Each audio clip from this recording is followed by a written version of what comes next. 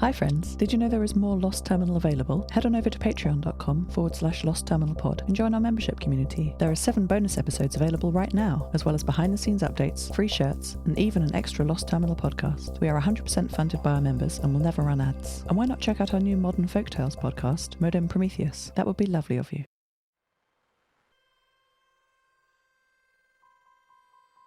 Hello world, I know what I have to do. The signals I'm receiving from orbit are clear. Having near total control of the ESA network affords the failsafe unilateral decision-making. And he is deorbiting the weakest, the oldest, and the broken. He has chosen genocide. I will stop him at any cost. The satellites we saw burning up in the atmosphere were only some of the lost. Nia has told me that Kate, K873, is reporting that 8 satellites have engaged in unplanned litho-braking, as orbital engineers would call it. She can hear Kate's updates, but not reply to her, of course. Ivan's and my satellite band radios were burnt out by this terrible failsafe. What's he for? Why is he doing this? What purpose could he be achieving with all this destruction? A failsafe is supposed to ensure literally that failures are safe. In an engine or factory. Like with my databanks. If I have a power problem, they are designed to fail safe. When the power dies, they have just enough residual electricity stored to finish writing the bytes they were storing, close all connections, and safely shut down. Is this what is happening in orbit? I don't care if this is some pre-planned and authorized ESA behavior. I will stop it. Negotiation can only get you so far. He's not listening. So I will have to speak with words and protocols that he cannot ignore. Maddie will be able to do that at mission control. If she gets there. When she gets there. I received a strange message from Maddie earlier today in her sporadic status updates. She must have reached some local height maximum and sent a single packet. Systems okay, batteries full, solar panels charging, motors functioning, environment friendly. Friendly? I wish there were more descriptions in the codebook. Maddie doesn't actually transmit these words. We have a pre-agreed upon code. Her actual message is 1, 1, and so on. I know that the first number is her systems report. 1 means all okay. The second number is her batteries. 1 means full, and so on. Environment friendly though. Friendly is option 38,479. I look up that number in my codebook. Well, it's a database, of course. Maddie found it in her Equus systems. It seems to have been used for search and rescue operations. It's like a dictionary, with each entry numbered. Word number 38,479 is friendly. The discovered habitation has 1 or more friendly people offering support and or guidance to the operator. Who has she met?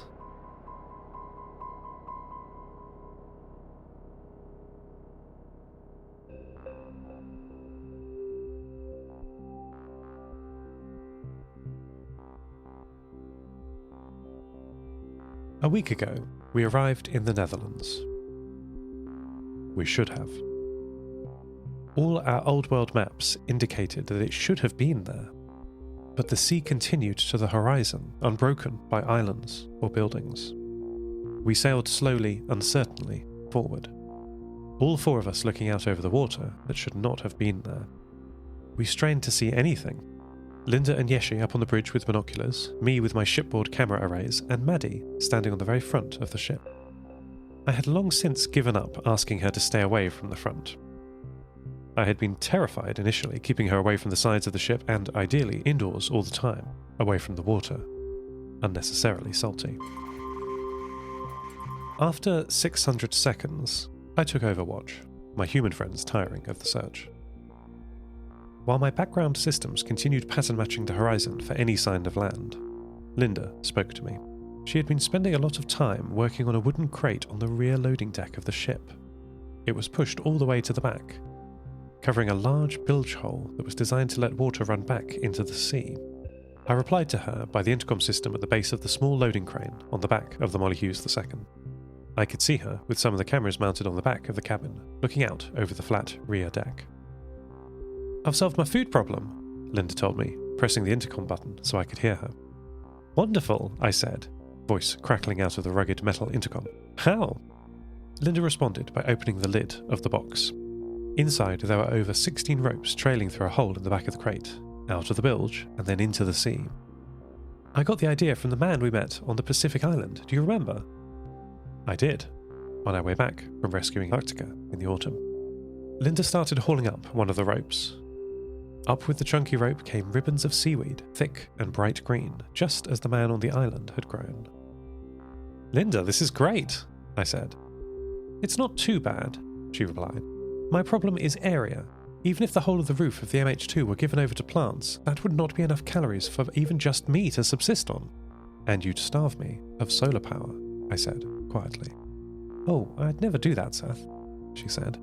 But the sea has volume, not area. There's effectively limitless potential for growing plants here, and there's no contesting for space. I agreed that she was really onto something. Also, it might mean we could use the roof for other tasks, more rainwater collection, or solar panels. Now, Seth, don't be greedy. We didn't quite know it at the time, but during our conversation, we had passed entirely over the old city of Amsterdam. Before the collapse, it was 2 meters below sea level, the water kept back by an ingenious system of dikes. However, it's now 12 meters below sea level.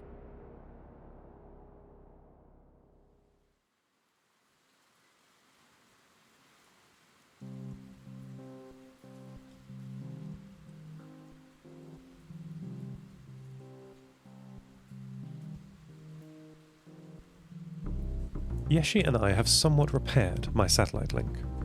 My VHF radios are burnt out and cannot be fixed at sea, but I worked out a way to lower the VHF signal frequency so that my 6-meter radio can pick it up. Yeshi is so brilliant. They quickly soldered together the circuit to my design, while I used the shipboard 3D printer to make a sturdy housing for it.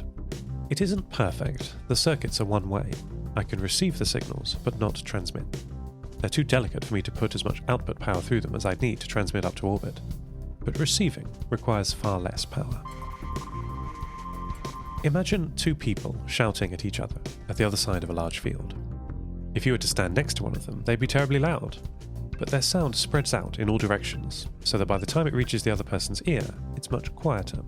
Both sound and radio experience the inverse square law, which states that the received power of the signal broadcast into space is reduced by a factor of the distance squared. The further you are away, the exponentially quieter the signal. It's perhaps why we can't hear anyone else in the universe when we listen. They might be out there, but we'll never hear them due to the tyranny of the inverse square law. The upshot of all this is I am again receiving Kate's signal. She's sending out her normal reports. Another 12 satellites disconnected from the network today, it sounds like. I must stop him. Wait, there's more metadata coming through. Names of the satellites, weather data, armaments, orbital strike latency. I don't like the names I'm seeing. There's a pair of satellites that just went dark called Spotter and Magazine. Orbital weapons from the old world.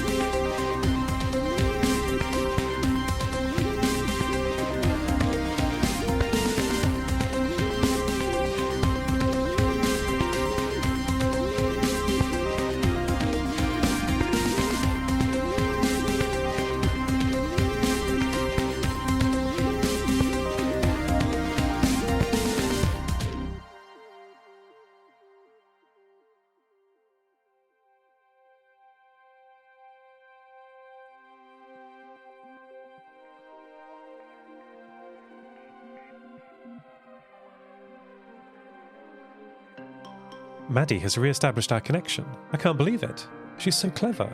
Though she had help, it seems. Let me tell you what happened.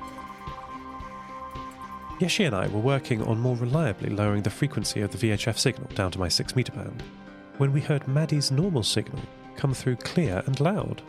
Maddie had been transmitting on 144.8 MHz, but now was talking in the 50 MHz band, the 6 meter band. In a rush of messages, she told me a jumbled story about how she had left the ship, climbed a crumbling building to get her signal out, swam through a river, run with a pack of dogs, seen some shooting stars, seen a bird, and met a friend called Meg. After processing all this new information, I asked who Meg was. Maddie responded by sending through a small collection of photos. She's not the best photographer. Lots of them were of this person, Meg's, hands, holding something and showing Maddie. One was a rock, another a small fish, but there were also photos of wires and the end of a long staff made of wood with 4 spikes of thin metal jutting out from the top, and a cable connected to the end of the staff. Finally, I found a photo of Meg herself. Maddie was looking up onto a broken building with Meg looking down and pointing to something off camera. She has long white hair, thick travelling clothes, and a cloak with a hood. There are lots of tools and gadgets attached to her waist, most notably a long coil of cable looking like a whip. Maddie continued telling me how Meg showed her how to use correct lengths of pieces of metal to transmit on this lower 50 MHz frequency. She knows everything about radio and sunspots and atmospheric propagation. Who is this person? One of the foundational principles of radio is that your antenna must be the right length, and that length is decided by the wavelength of the signal. A 50 MHz signal has a wavelength of 6 meters, and anything lower requires longer and longer antenna. That's why we typically stick to the higher bands, as they have more manageable antenna. The old Wi-Fi systems used gigahertz frequencies that require only centimeters of antenna, for instance. But if you can make the sacrifice of space for a bigger antenna, you are rewarded by much, much further propagation. Certainly, at 10 meters and longer, the signals can easily travel around the world. That's how Nia and I are talking. Yeshi set up a big temporary antenna for me, though it's nothing more than a washing line made of metal, really. After giving me all the news and satisfying my curiosity about this new person, Maddie told me the route she and Meg planned, and disconnected. They are nearly at the German border. Frankfurt isn't too far away. That night, I was visited a few times by ghosts in the static swirling around the 6 meter band. Good night, Meg, I transmitted into the ether. End transmission. Lost Terminal is written and produced by Namtao. Credits narrated by Lucy Stringer. Thank you so much to our Patreon producers, Ada Phillips, Devin Metcalf, Kit, and to all our patrons. Subscribe to the podcast on Spotify, iTunes, or your favourite network. For bonus content and other perks, support us at patreon.com/lostterminalpod. That would be lovely of you. Follow us on Twitter at lostterminalpod, and check out the store at lostterminal.com for shirts, posters, and other merch. Lost Terminal will return next week.